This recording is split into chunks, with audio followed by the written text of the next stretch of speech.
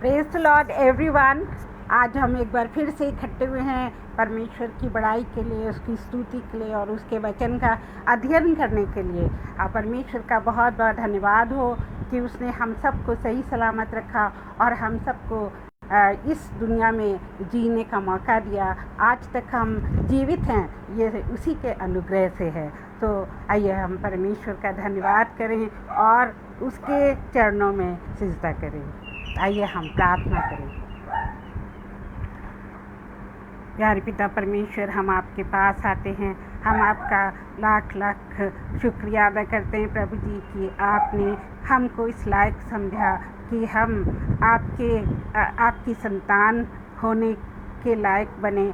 और प्यारे प्रभु जी, आपने हमको अपने अनुग्रह से इस अंधकार से बचा लिया और हमें अपने प्रकाश में ले आए। प्रभु जी, हमको उस कीचड़ से निकाल लिया जिससे बहुत से लोग कभी निकल ही नहीं पाते हैं। प्यारे प्रभु, आपका महान प्रेम और अनुग्रह हम पर हुआ है, इसके लिए हम आपको अपने दिल की गहराइयों से धन्यवाद देते हैं। प्यारे प्रभु, इस मीटिंग को हम आपके हाथ में सौंपते हैं। हम जब इस वचन को बोलते हैं और प्रभु जी इन पर मनन करते हैं तो पवित्र आत्मा हमें गाइड करे, हमारी अगुवाई करे और जो कुछ भी आज हम बोलते और सीखते हैं प्रभु जी, वो आपकी बड़ाई के लिए हो और हम घटें और आप बढ़ें। प्रभु जी, आपकी महिमा के लिए हम सब कुछ करें प्यारे प्रभु जी। और जितने भी लोग इस मीटिंग को अटेंड करते हैं और जितने लोग बाद में इसको अटेंड करेंगे,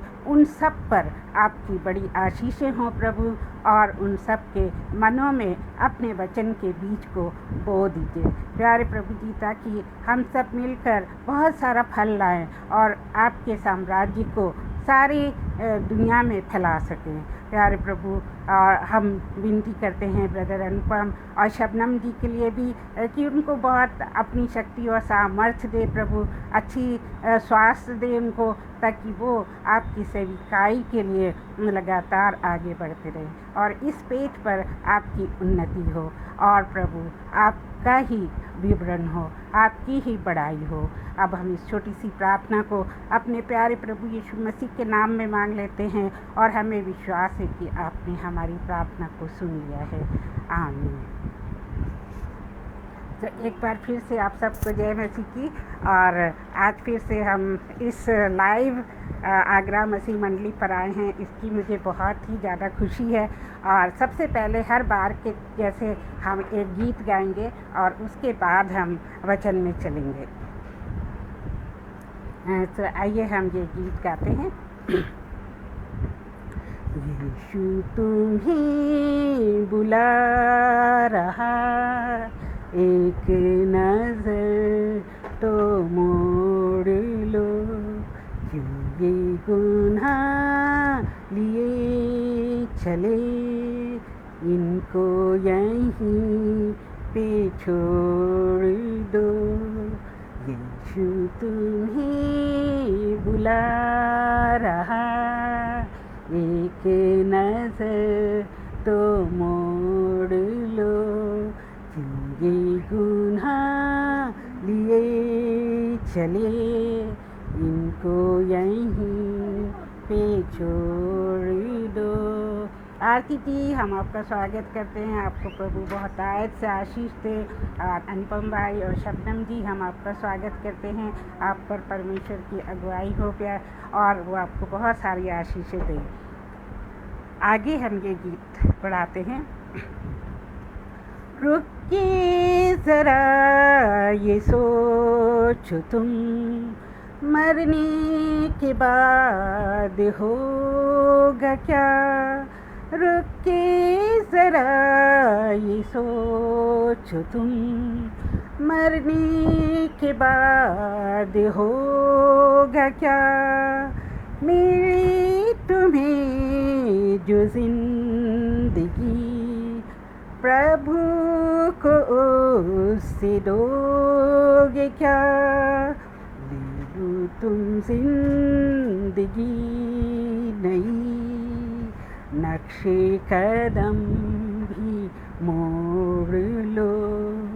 यीशु तुम्हें बुला रहा, एक नजर तो मोड़ लो।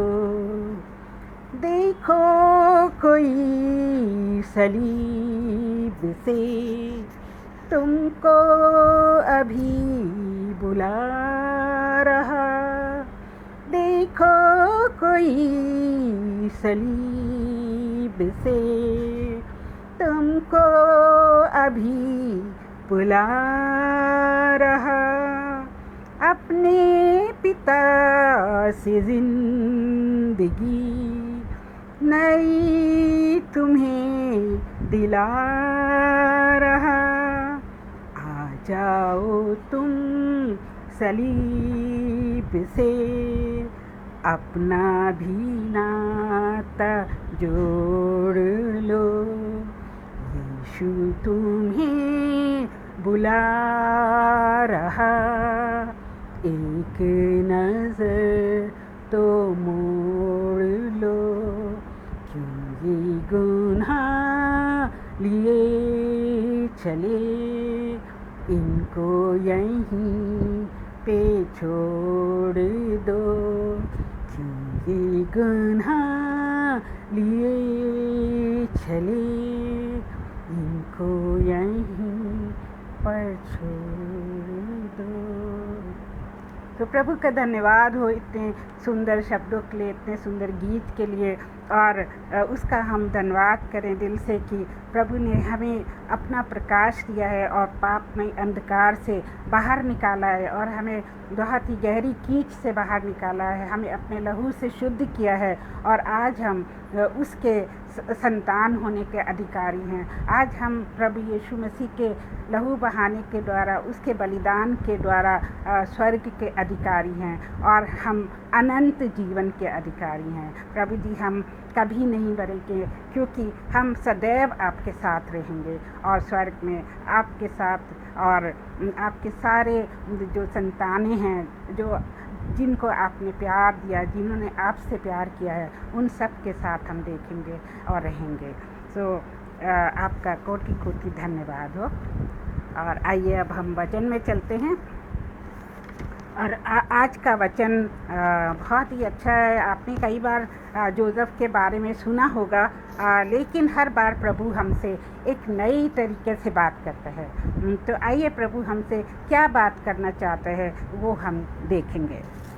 तो जैसे कि आपने शीर्षक में देखा कि प्रभु की सेवा करने के लिए हमें कुछ टेस्ट के थ्रू गुजरना पड़ता है, कुछ परीक्षाएं हमारी होती हैं और तभी हम प्रभु की सेविकाएं पूर्ण रीति से और अच्छे ढंग से कर सकते हैं। तो ये नहीं कि कोई भी इंसान जो है वो प्रभु की सेवा में लग सकता है और कोई भी इंसान प्रभु की सेवा बहुतायत से कर सकता है, ऐसा नहीं है। क्योंकि प्रभु ने उन लोगों को पहले से ही चुन लिया है जो उसकी सेविकाई आगे जाकर इस दुनिया में करेंगे। और उसने तो हमारा नाम भी रख दिया था जब हम पैदा भी नहीं हुए थे, और उसने हमारे जीवन की सारी योजना भी बना ली थी जबकि हम इस संसार में आए भी नहीं थे।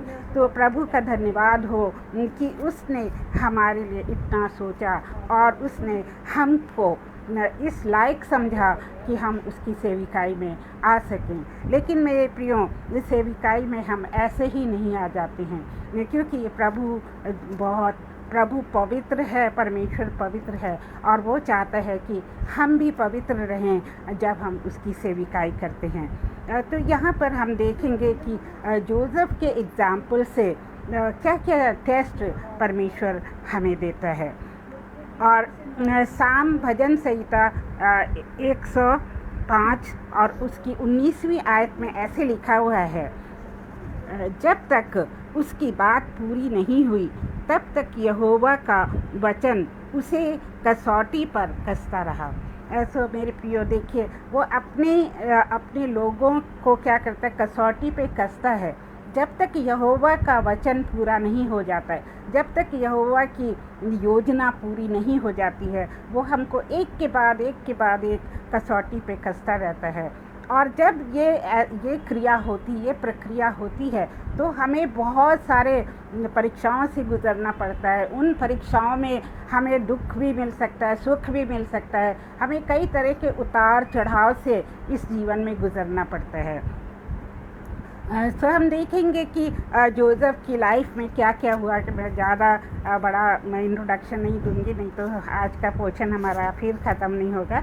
और जेनेसिस अगर हम पढ़ते हैं, उत्पत्ति की किताब, और उसका 37 अध्याय और इसकी 12वीं से लेके 14वीं आयत तक, 12 to 14, 37 चैप्टर 12 to 14। उसके भाई अपने पिता की भेड़ बकरियों को चराने के लिए शेशम को गए। तब इज़राइल मीन्स उनके पिता ने ये कहा, तेरे भाई शेशम में ही भेड़ बकरी चरा रहे होंगे, इसलिए जा, मैं तुझे उनके पास भेजता हूँ। उसने उससे कहा, जो आज्ञा मीन्स किसने कहा? जोसेफ ने अपने पिता से कहा कि जो आज्ञा मीन्स जैसा तू कहता है मैं वैसा ही करूँगा, मैं हाजिर हूँ। उसने उससे कहा, जा अपने भाइयों और भेड़ बकरियों का हाल देख आ, और कि वे कुशल तो हैं, फिर मेरे पास समाचार ले आ। तो यहाँ पे हम देखते हैं कि एक पिता अपने पुत्र को एक काम दे रहा है, एक आज्ञा दे रहा है कि वो जाके उस काम को करे। और ये पुत्र जोसेफ इतना आज्ञाकारी है और इतना अच्छा है कि वो तुरंत कहता है कि ठीक है, जैसा ही आपकी आज्ञा, और वो उस काम को करने के लिए निकल पड़ता है। तो यहाँ पे हम देखते हैं जोसेफ का एक बहुत अच्छा कैरेक्टर, कि वो एक बहुत ही अच्छा बालक है, एक बहुत अच्छा बेटा है अपने पिता का, और उसका पिता उसको बहुत ज़्यादा प्रेम करता है। तो आपको तो इस कहानी में पता होगा कि जोसेफ को इतना प्रेम करता था उसका पिता, कि उसके लिए उसने एक बहुत ही सुंदर जो है अंगरखा बनवा के दिया था, जिसमें डिफरेंट कलर्स थे और वो देखने में बहुत ही खूबसूरत लगता था। तो ये जो भाई, जबकि 12 ब्रदर्स थे, और जब जो सबसे छोटा ब्रदर तो खैर वो इतना नहीं जानता था, लेकिन जो बाकी ब्रदर्स थे वो जोसेफ से बहुत ज़्यादा जेलसी करते थे, जलन करते थे कि हमारा पिता जोसेफ को इतना अधिक प्यार क्यों करता है। उसको हिंदी में यूसुफ कहते हैं। सो जोसेफ को इतना प्यार क्यों करता है, हमें क्यों नहीं इतना सुंदर ट्यूनिक या अंगरखा बना के दिया, जोसेफ को ही क्यों दिया। तो इस तरह से उसके भाई लोग उससे जेलसी करते थे। तो अब जो है जोसेफ उनको देखने के लिए शेशम निकल जाता है, जहाँ वो भेड़ बकरियाँ चरा रहे होते हैं। और वहाँ पे जाकर जब वो दूर से ही उसके भाई लोग उसको देखते हैं, तो उनके मन में एक कुटिल विचार आता है, एक बुरा विचार आता है कि देखो देखो जोसेफ आ रहा है हमारी तरफ, और वो हमारे पिता का सबसे प्रिय बेटा है, क्यों ना हम उसको मार डालें और उससे हम छुट्टी पा जाएं। क्योंकि जोसेफ बचपन से ही बहुत सारे ऐसे स्वप्न देखता था जो कि परमेश्वर की तरफ से होते थे, और उन स्वप्नों में वो हमेशा देखता था कि वो एक बहुत बड़ा अधिकारी है, एक बहुत ही दुनिया का रिच आदमी है, और बहुत सारी जिम्मेवारियां उसके ऊपर हैं।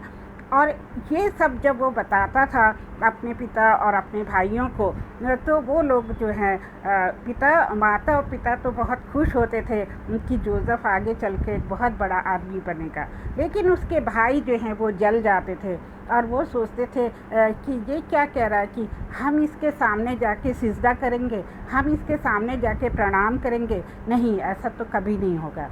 तो यही बात उनके मन में थी जब जोसेफ को उन्होंने अकेले पाया, और उन्होंने कहा हम इसको मार डालते हैं और इससे हम नजात पा जाते हैं।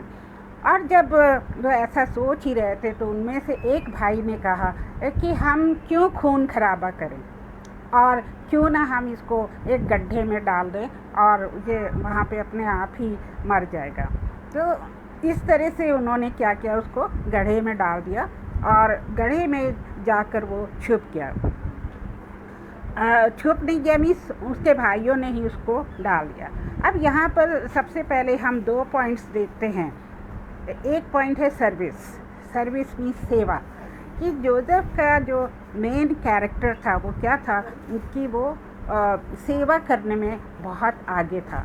और जैसे ही उसके पिता ने उसको आज्ञा दी कि तुम जाओ और अपने भाइयों और भेड़ बकरियों को देख के आओ, तो वो तुरंत तैयार हो जाता है और वो सेशन की तरफ निकल जाता है।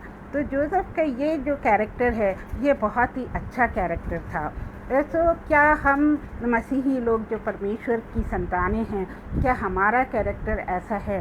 क्या परमेश्वर हमसे जो कहता है उसको हम तुरंत मान लेते हैं, या हम बहाने करते हैं? हम कहते हैं कि नहीं प्रभु, हमारे पास तो समय ही नहीं है, हम कैसे जाकर दुआ करेंगे, हम कैसे लोगों के पास जाके प्रचार करेंगे, और हम किस तरह से दुखी लोगों को तसल्ली देंगे? प्रभु जी, हमारे पास तो खुद हमारे घर में इतना काम है, हम कैसे ये सब करेंगे?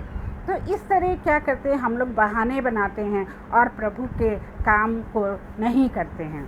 और फिर प्रभु हमको और तरीक़ों से सिखाता है, क्योंकि वो जब एक बार हमें चुन लेता है अपने काम के लिए, तो वो हमारा पीछा कभी नहीं छोड़ता है और वो किसी भी तरह से हमको अपने रास्ते पर लाता है। तो इस तरह से जोसेफ जो है वो शुरू से ही डेडिकेटेड था, वो शुरू से ही प्रभु की सेवा करने के लिए तैयार था।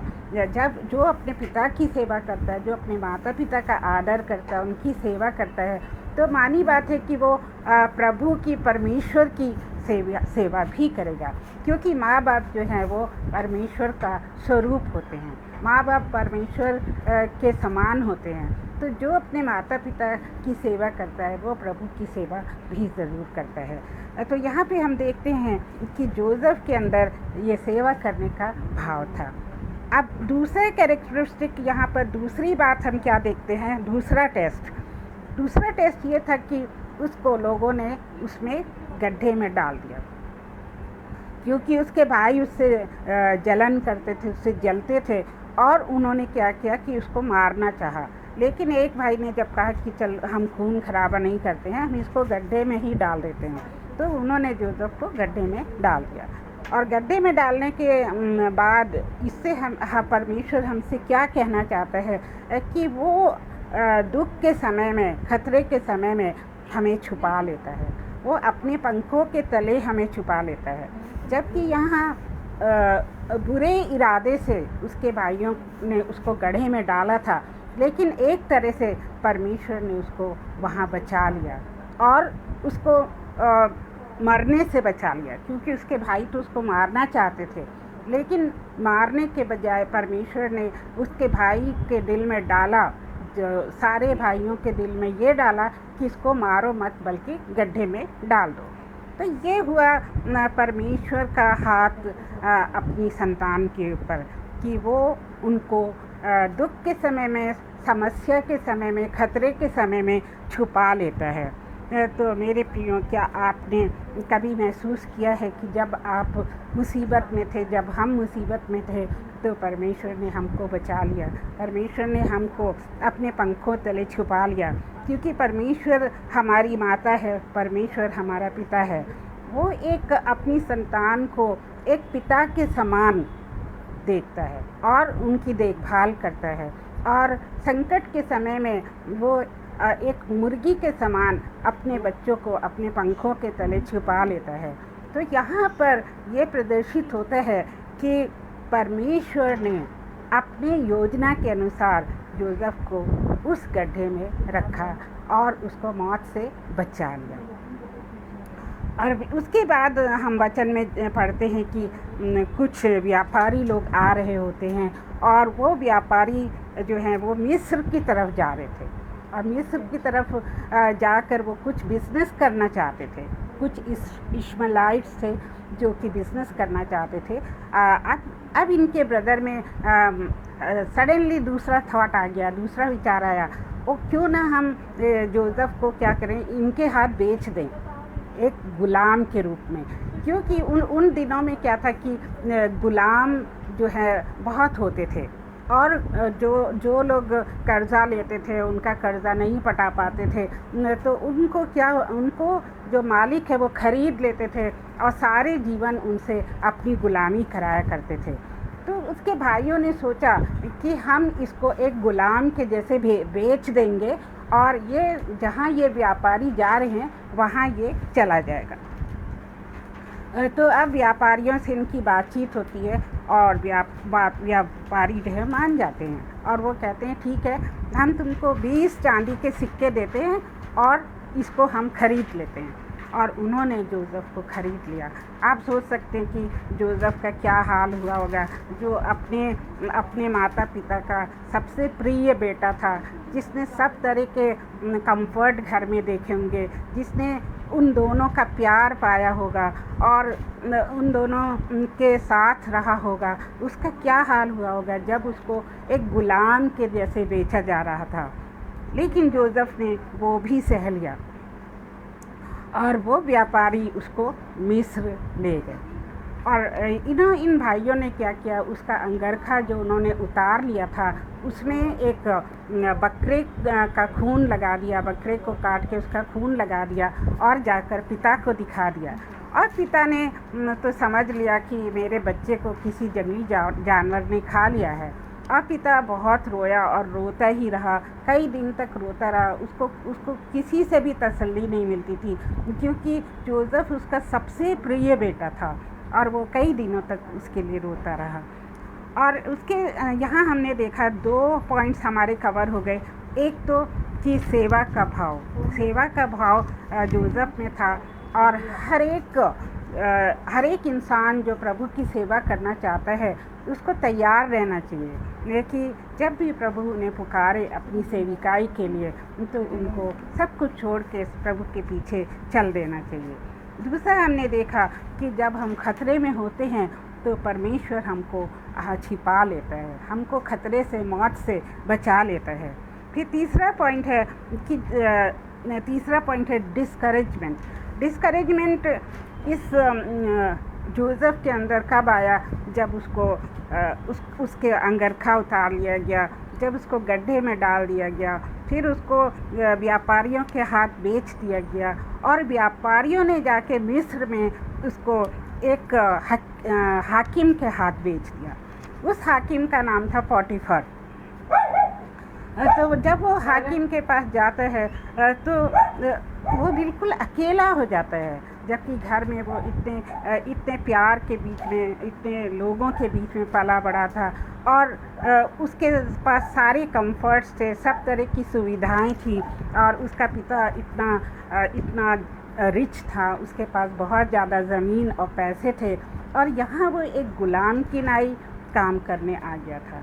तो उसको अकेलापन और अंधकार उसको घेर लेता है और वो अपने मन में सोचता है कि हे प्रभु, मेरे साथ ऐसे क्यों हुआ, ये टेस्ट मेरे ऊपर क्यों आया। लेकिन यहाँ हम देखते हैं कि जोसेफ़ निराश होने के बावजूद भी अपनी जिम्मेवारियों से पीछे नहीं हटा। उसने पॉटीफर की बहुत सेवा करी, पॉटीफर के घर में ही नहीं बल्कि उसके मैदानों में, खेतों में जाके कड़ी मेहनत करी और कड़ी मेहनत करने से और उसके बाद जो है बहुत ज़्यादा ब्लेसिंग्स पॉटीफर के घर में आई, क्योंकि जोसेफ़ परमेश्वर का जन था, परमेश्वर का चुना हुआ जन था। और जब भी किसी के घर में परमेश्वर का चुना हुआ जन जाता है तो सारी आशीषें परमेश्वर उस घर में उंडेल देता है।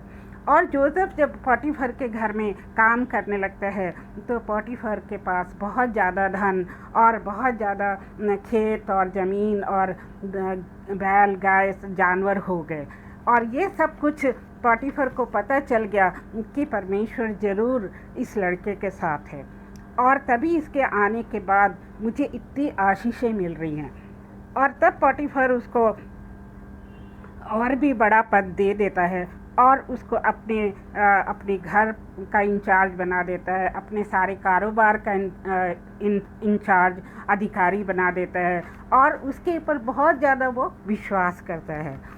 और ये अब यहाँ पर उसका जो है अकेलापन दूर होने लगता है और उसको अपने काम में इतना वो मगन हो जाता है कि वो इतना ज़्यादा घर के बारे में अब नहीं सोचता है। लेकिन इसी समय उसके ऊपर टेस्ट आता है, वो हम देखेंगे।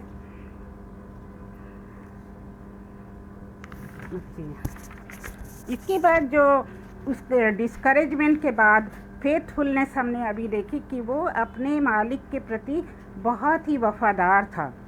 जो भी उसका मालिक कहता था, पोटीफर कहता था, वो उससे करता था, उससे वो कभी पीछे नहीं हटा और उसने हमेशा जो है अपने मालिक के कहने से ज़्यादा ही किया और वो बहुत मेहनती था। और इस तरह से हम देखते हैं कि उसकी जो जिम्मेवारियाँ और उसकी वफादारी और उसका प्रेम और उसके साथ जो परमेश्वर की ब्लेसिंग्स जुड़ी हुई थी, उन सब ने पोटीफर पे बहुत ज़्यादा प्रभाव डाला। वो बहुत ही प्रभावित हुआ। और फेथफुलनेस के बाद हम देखते हैं कि पोटीफर ने उसको सब कुछ सौंप दिया, अपना घर, अपना कारोबार जब उसको सौंप दिया, तब जाके जोसेफ को अपने ड्रीम्स याद आए कि जब मैं छोटा था तब मैंने ये स्वप्न देखे थे कि एक दिन मैं एक बहुत बड़ा अधिकारी बनूंगा और मेरे पास बहुत सारा धन होगा, संपत्ति होगी, घर होगा और परमेश्वर ने मुझे सब कुछ दे दिया है। क्योंकि पोटीफर को अपने खाने के सिवा और किसी चीज़ की परवाह नहीं थी। वो सब कुछ उसने क्या है उसके जोसेफ के हाथ में सौंप दिया था। और इस तरह से ब्लेसिंग में भी जोसेफ जो है वो और भी ब्लेसिंग पाता चला गया और उसको ऐसा लगा कि परमेश्वर ने अपनी प्रतिज्ञा और मेरे सपने जो हैं वो पूरे कर दिए हैं। लेकिन मेरे प्रियो, जब भी इंसान को बहुत कुछ मिल जाता है और उसके पास बहुत सारा धन दौलत, बहुत सारी चीज़ें आ जाती हैं, तो उसके अंदर घमंड आ जाता है, गर्व आ जाता है। लेकिन जोसेफ के साथ ऐसे नहीं हुआ। वो हमेशा बहुत ही हलीम बना रहा, बहुत ही नम्र होके जिया। लेकिन उन्हीं ब्लेसिंग्स के बीच में उसके ऊपर एक और टेस्ट आया और वो टेस्ट था उसकी पोटीफर की वाइफ जो है, उसने उसको अपने पास बुलाया। और जोसेफ बहुत ही हैंडसम था और उसका शरीर बहुत अच्छा था, वो बहुत ही देखने में सुंदर लगता था और पोटीफर की वाइफ के मन में उसके लिए गलत भावना आ गई और उसने पोटीफर की वाइफ ने उससे कहा कि तुम मेरे साथ आओ, मेरे साथ सो। तो ये जोसेफ को ये गवारा नहीं हुआ, क्योंकि वो तो परमेश्वर का जन था। अगर वो चाहता तो वो सब कुछ कर सकता था, क्योंकि वो वहाँ बहुत ही धन संपत्ति और पोटीफर ने सब कुछ उसके हवाले कर रखा था। पर जोसेफ को पता था कि नहीं, वो परमेश्वर का भक्त है और वो किसी और की पत्नी को हाथ नहीं लगा सकता है। और उसने जाकर उससे कहा कि मेरे मालिक ने तो मुझे सब कुछ दिया है, लेकिन तुम उसकी वाइफ हो, उसकी पत्नी हो और मैं तुम्हारे साथ ऐसा नहीं कर सकता हूँ। और उसके बाद पोटीफर की वाइफ बहुत चिढ़ जाती है और वो उसको उसका कपड़ा खींचती है। लेकिन होता क्या है कि जोसेफ तो वहाँ से भाग जाता है, फिर उसका कोट उसके हाथ में, उसकी पत्नी के हाथ में आ जाता है। और एक तो वो गुस्से से आग बबूला हो रही थी और जब उसका पति आता है तो उससे कहती है कि देखो, जोसेफ ने मेरे साथ ज़बरदस्ती करी है और ये कोट मेरे हाथ में है, ये उसका प्रमाण है। तो पोटीफर को बहुत गुस्सा आता है, क्योंकि जितने भी लोग हैं वो अपनी वाइफ का ज़्यादा विश्वास करेंगे और नौकर का तो कोई नहीं बात मानेगा। और उसने पोटीफर ने उसको जेल में डाल दिया। अब यहाँ पर देखिए कि कितनी ब्लेसिंग्स थी, कितने ज़्यादा आशीषें थी उसके पास, और सडनली वो सारी आशीषें उसके हाथ से निकल गई। जोसेफ के ऊपर फिर से एक दुखों का पहाड़ टूट गया और उसको जेल में बंद कर दिया गया। लेकिन जब वो जेल में गया तो ऐसा हुआ कि जेलर ने उसको बहुत पसंद किया, क्योंकि वो एक बहुत ही अच्छा और शरीफ आदमी था और उसने जेल में भी जाकर बहुत कड़ा परिश्रम किया और उसने सारे लोगों की सेवा करी वहाँ पर। और वहाँ दो दोस्त थे जिन्होंने बहुत अजीब अजीब सपने देखे थे और उन सपनों का अर्थ जोसेफ ने उनको बताया। तो उससे क्या हुआ कि लोग बहुत ही प्रभावित हुए। और अभी हमने देखा कि आइसोलेशन और लोनलीनेस और डिस्करेजमेंट के बाद उसके साथ क्या होता है, ब्लेसिंग्स आती हैं और वो फेथफुल रहता है। अब हम देखेंगे कि जो उसके साथ दो कैदी थे, उनमें से एक कैदी को तो मार डाला गया, उसको मौत की सज़ा मिल गई, और दूसरे कैदी को छोड़ दिया गया, जैसे कि जोसेफ ने उनके सपने का मतलब बताया था। अब जब ये दूसरा कैदी जाने लगा जेल से बाहर, तो जोसेफ ने कहा कि देखो, तुम बाहर जाओगे तो मेरा ध्यान रखना और मेरे मालिक को बताना कि असलियत में क्या हुआ था, ताकि मैं भी इस जेल से छूट जाऊं। लेकिन ये जो फ्रेंड था जोसेफ का, उसने ऐसा नहीं किया। ऐसा क्यों नहीं किया? क्योंकि उसके मन में जलन थी। उसके मन में ये जलन थी कि जोसेफ तो मुझसे ज़्यादा प्रतिभाशाली है, मुझसे ज़्यादा परमेश्वर इसको प्यार करता है, मुझसे ज़्यादा पॉटिफर का ये बहुत ही उसकी आंखों में बहुत ही अच्छा आदमी है, नेक इंसान है और बहुत काम करता है, तो मैं इसके बारे में क्यों बताऊं? तो उसने नहीं बताया। तो ये जो जेलसी जब हमारे मन में आ जाती है, तो हमारे मन में बुरी भावनाएं आ जाती हैं और हम किसी को भी उठते हुए नहीं देख सकते। ये नहीं कि हम किसी की उन्नति हो रही है तो हम उसके साथ जश्न मनाएं या सेलिब्रेट करें। सेलिब्रेट करते हुए भी हमारे दिलों में बुराइयां होती हैं कि ये इंसान हमसे आगे कैसे बढ़ गया। तो इस तरह से ये जो इसका साथी था, वो भी इसी तरह सोचने लगा कि मैं जोसेफ को जेल से क्यों निकलवाऊं, अगर वो निकल आएगा तो वो मुझसे भी आगे बढ़ जाएगा। और इस तरह की जेलसी की भावना से उसने उसके बारे में अपने मालिक को नहीं बताया। फिर लास्ट में ऐसा होता है कि फ़ारो बादशाह जो इजिप्ट का राजा था, उसने एक ड्रीम देखा, एक स्वप्न देखा कि वो नाइल नदी के किनारे खड़ा हुआ है और नाइल नदी के पास जो है 7 बड़ी सुंदर और बड़ी फैट मीन्स तंदुरुस्त गाय आई हैं, और वो गाय जो है वो नील का पानी पी रही हैं, नील नदी का पानी पी रही हैं। और उसी के बाद क्या होता है कि 7 बहुत ही बदशक्ल और पतली दुबली गाय आती हैं। फिर वो देखता है कि वो जो पतली दुबली गाय हैं वो तंदुरुस्त गायों को खा जाती हैं, उनको ख़त्म कर देती हैं। फिर वो बड़ा घबरा के उठ गया राजा, और वो सोचने लगा ये ऐसा ड्रीम मैंने क्यों देखा। फिर वो जब सो गया तो उसको फिर से दूसरा सपना आया कि एक पेड़ पर मोटी टहनियाँ हैं और कुछ टहनियाँ जो हैं वो बहुत पतली हैं, उनकी पत्तियाँ बहुत सूख गई हैं, पीली पड़ गई हैं, लेकिन इन पतली टहनियों ने उन सुंदर और मोटी टहनियों को बर्बाद कर दिया है। तो उसकी समझ में नहीं आ रहा था कि मैं ऐसे सपने क्यों देख रहा हूँ। फिर वो सारे अधिकारियों को, सारे ज्योतिषियों को बुलाता है अपने महल में और पूछता है कि इसका क्या मतलब है, मुझे बताओ। तो कोई भी उसका मतलब अर्थ नहीं बता पाता है। तो ये जो जोसेफ के साथ कैदी रहता था, इसको याद आ गया कि जोसेफ जो है वो ड्रीम का अर्थ बिल्कुल सही सही बताता है।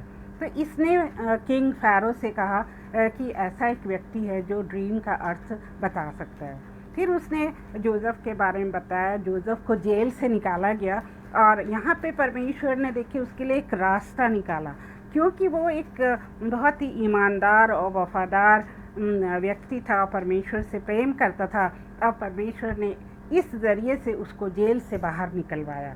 और जब जोसेफ ने उसको किंग को इसका सपने का अर्थ बताया, उसने कहा कि राजा से कहा कि आपके दोनों स्वप्न जो हैं एक ही हैं। इसका मतलब ये है कि पहले 7 साल जो है बहुत ही अच्छे दिन रहेंगे मिस्र में। बहुत ही लोग फूलेंगे, फलेंगे, बहुत ज़्यादा फसलें होंगी, लोग अमीर हो जाएंगे। लेकिन 7 साल के बाद क्या होगा, यहाँ पर बुरा समय आ जाएगा और यहाँ पे फैमिन आ जाएगी। फैमिन को हिंदी में क्या कहते हैं? अकाल पड़ जाएगा। यस, यहाँ पे अकाल पड़ जाएगा और लोग जो हैं वो भूखे मरने लगेंगे। तो इसका ये मतलब है।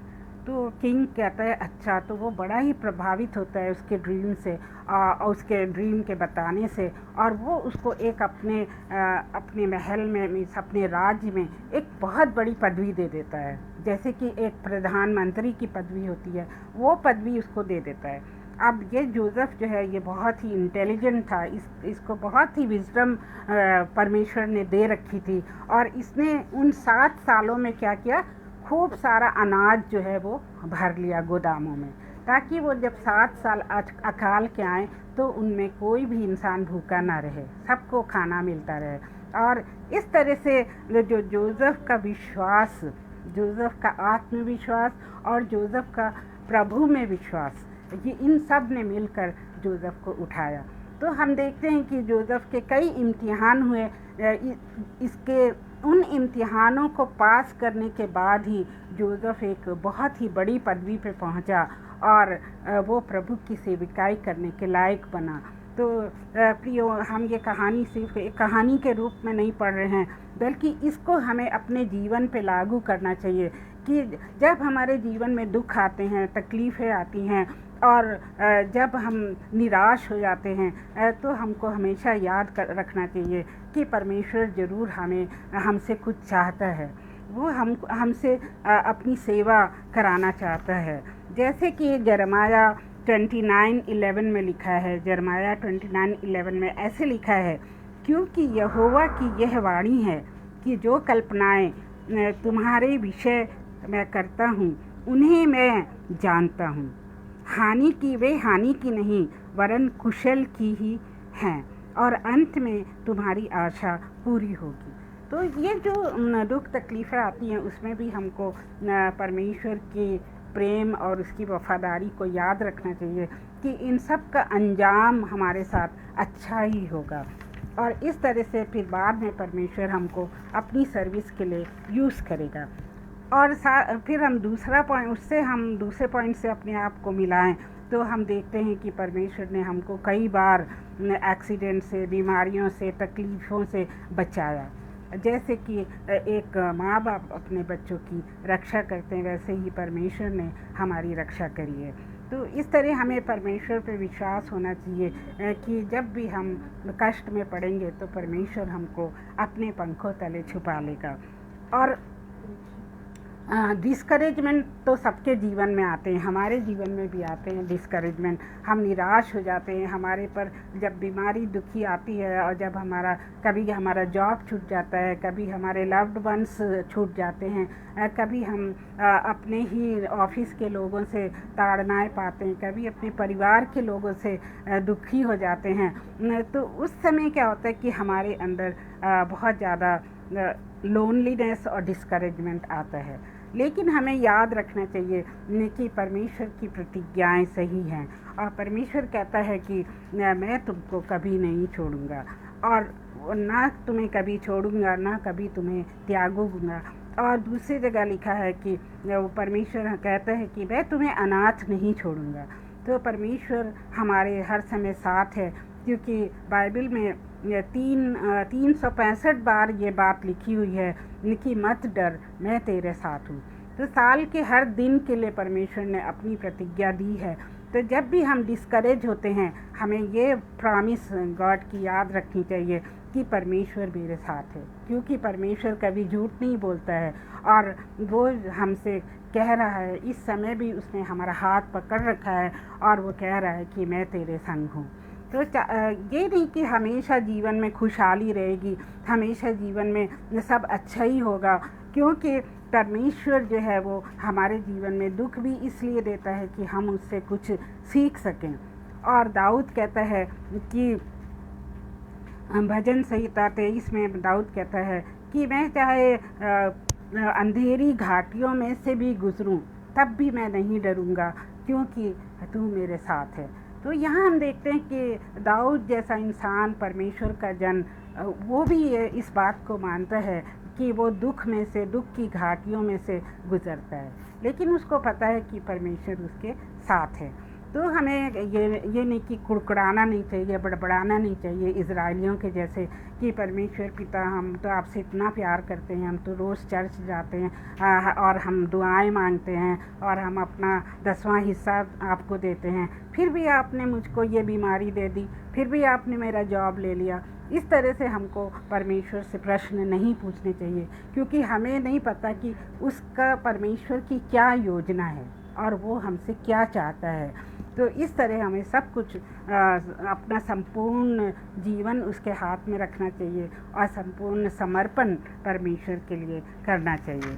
उसके बाद हम देखते हैं कि फेथफुलनेस, हमें जैसे परमेश्वर हमारे साथ फेथफुल है उसी तरह हमें भी परमेश्वर के प्रति फेथफुल रहना चाहिए। और साथ में परमेश्वर हमको बहुत सारी ब्लेसिंग्स देता है, और जब वो हमें ब्लेसिंग देता है तो ये नहीं कि हम परमेश्वर को भूल जाएं और अपनी मनमानी करें। उस समय भी हमको याद रखना है कि हमें परमेश्वर की आज्ञाओं को मानना है। जैसे कि जोसेफ ने पोटीफर की वाइफ के साथ पाप नहीं किया, जबकि उसके पास पूरा मौका था, सब कुछ था, फिर भी उसने परमेश्वर की आज्ञा को माना। तो इस तरह से हमें भी फेथफुल रहना चाहिए गॉड के, और उसके ब्लेसिंग्स के बीच में भी हमको पाप नहीं करना चाहिए। फिर देखते हैं हम जेलेसी हम सब के मन में होती है। ये एक तरह का नॉर्मल इमोशन होता है, लेकिन अगर ज़रूरत से ज़्यादा जेलेसी हमारे अंदर हो और जिससे किसी की उन्नति रुक जाती है, तो वो जेलेसी जो है गलत है। तो उतनी ज़्यादा जेलसी हमारे अंदर नहीं होनी चाहिए। अगर होती है तो उसको परमेश्वर के सुपुर्द करिए, उससे दुआ मांगिए कि उस तरह की बुरी भावना को परमेश्वर हमसे दूर रखे और हम हमेशा परमेश्वर में विश्वास करें। जैसे जोसेफ ने विश्वास किया परमेश्वर पे, हर परिस्थिति में, बुरी परिस्थिति में उसने परमेश्वर पे विश्वास किया और परमेश्वर ने उसको एक बहुत बड़ा अधिकारी बना दिया। कोई सोच सकता है कि एक बच्चा जिसको गुलाम के जैसे बेचा गया था, वो इतने बड़े राज्य मिस्र का प्रधानमंत्री बनेगा? नहीं, कोई नहीं सोच सकता था। लेकिन ये सिर्फ परमेश्वर की करुणा है, उसकी दया है, उसकी योजना है कि उसने जोसेफ को इतने आगे बढ़ाया, क्योंकि जोसेफ परमेश्वर का आदर करता था और वो उसमें विश्वास करता था और कभी गलत काम नहीं करता था। तो मेरे प्रियो, इस लेसन से मुझे भी बहुत सीख मिली है और पवित्र आत्मा ने हमें बहुत कुछ सिखाया है, और मैं आशा करती हूँ कि आपको भी अच्छा लगा होगा और कई वे में परमेश्वर ने हमसे बात की होगी। तो आप सबको मैं फिर से कहती हूँ कि इस पेज को आप देखते रहिए, इसको सब्सक्राइब करिए और लाइक करिए और दूसरों के साथ भी शेयर करिए, ताकि जो आशीषें परमेश्वर हमें देता है उसको हम दूसरों के साथ भी बांट सकें। और अनुपम भाई इस पेज, इन प्रचारों को YouTube पर भी डालते हैं, तो आप लोग YouTube पर भी ऑब्ज़र्व कर सकते हैं और YouTube पर भी सब्सक्राइब, लाइक और शेयर कर सकते हैं। और जब तक हम फिर ना मिले तब तक के लिए परमेश्वर हम सब के साथ हो और उसकी ब्लेसिंग हम सब के साथ हो। और हर ट्यूसडे को, हर मंगलवार को मैं हिंदी में प्रचार करती हूँ 9 बजे, और हर शनिवार को 9 बजे इंग्लिश में प्रचार करती हूँ। तो आई होप आप सब बने रहेंगे, आते रहेंगे और बाकी लोग जो प्रचार करते हैं उनके प्रचारों को भी सुनते रहेंगे, और हम एक दूसरे के लिए प्रार्थना करते रहें, आपके परिवार में सब सुखी रहें और तंदुरुस्त रहें। और अब हम छोटी सी दुआ करते हैं। हे प्यारे पिता परमेश्वर, हम आपका धन्यवाद देते हैं कि आपने हमारे पर अपना अनुग्रह किया, हमसे इतना अतः प्रेम किया, और आपने हमसे अपने स्वर्गदूतों से ज़्यादा प्रेम किया प्यारे प्रभु जी। और तभी तो आपने अपने इकलौते बेटे प्रभु यीशु मसीह को हमारे लिए भेजा इस दुनिया में, ताकि उसके बलिदान से और उसके लहू बहाने से हमारे पाप क्षमा हो जाएं और हमें उद्धार मिले। और प्यारे प्रभु जी, आपके बेटे के ऊपर जो कोड़े पड़े, उसके ऊपर जो मार पड़ी, उससे हम चंगे हो गए. We are healed by your stripes, O Lord. We thank you. We thank you so much, dear Father.